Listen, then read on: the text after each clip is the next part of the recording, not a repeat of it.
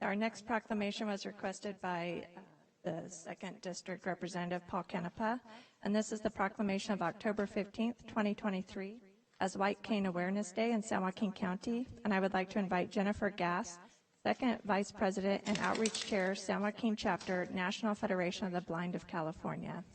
I believe Supervisor Canepa would like to read the proclamation this morning. Thank you. Thank you guys for coming. We went out and did the White Cane Awareness Walk a few weeks ago, so here's the proclamation.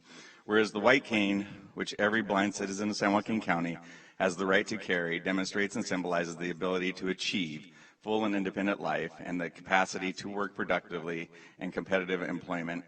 And whereas the white cane, by allowing every blind person to move freely and safely from place to place, makes it possible for the blind to fully participate in and contribute to our society and to live the lives they want.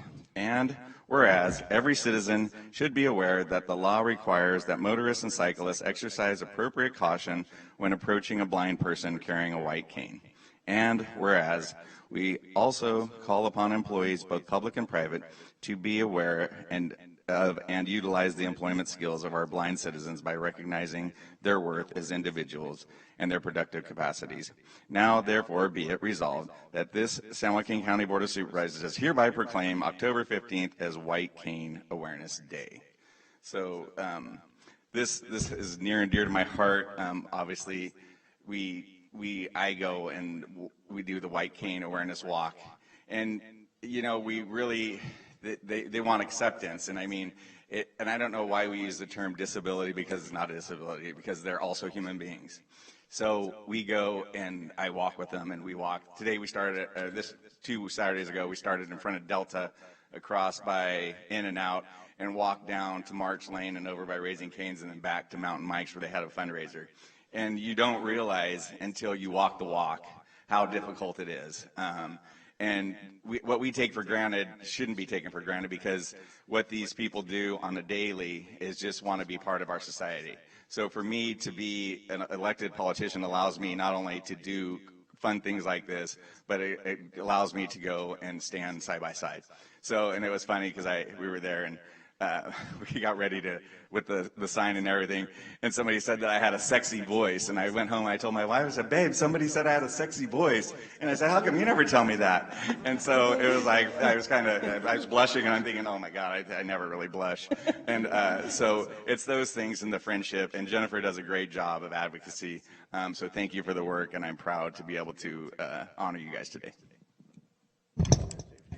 Yes. Thank you, Supervisor Canepa, and all of you for hearing our concerns, for standing alongside us in solidarity, and truly walking the walk, especially a few Saturdays ago. I am the 2nd Vice President of the National Federation of the Blind in San Joaquin County Chapter. Our President is busy working for the IRS, and our 1st Vice President is busy as a teacher of the visually impaired. I'm proud to be here today with our Treasurer, Elena Torres, and our board members, Lisa Rodriguez and David Vigil. Lisa Rodriguez is also president of the Stockton San Joaquin Lions Club, our close allies and partners in the White Cane Awareness event. We recognize October 15th as White Cane Awareness Day and October as Blind Equality Achievement Month. The National Federation of the Blind believes that blindness is not the quality that defines you or your future. Every day, we raise expectations for blind people because low expectations create barriers between the blind and our dreams. You can live the life you want, and blindness is not what holds you back. We have been included, thanks to our founders, Ken Vellante and Velvet, who are no longer with us, but dearly missed since 2001. We ask you to reach out to us. Our entire board is blind. We are of the blind, not for the blind, and can truly speak from our lived experience. We want to be a part of society. Just reach out. And thank you again for this opportunity to recognize White Cane Awareness Day. All right, thank you very much. And we're going to turn it over to the board at this time, and we're going to start with Supervisor Patty. Thank you, Chairman. I just remember when I was a young man, little guy, decades ago, learning about Helen Keller. and the example she made and the difficulty being deaf and blind, and that's just, I mean, losing two of senses like that, and her perseverance and her strength. I think it's been a model for everybody, and you guys are an example of that. Thank you for being leaders in the community, for organizing and helping those that oftentimes would be neglected and without a place to be, for support and just teaching them how to live life. Thank you.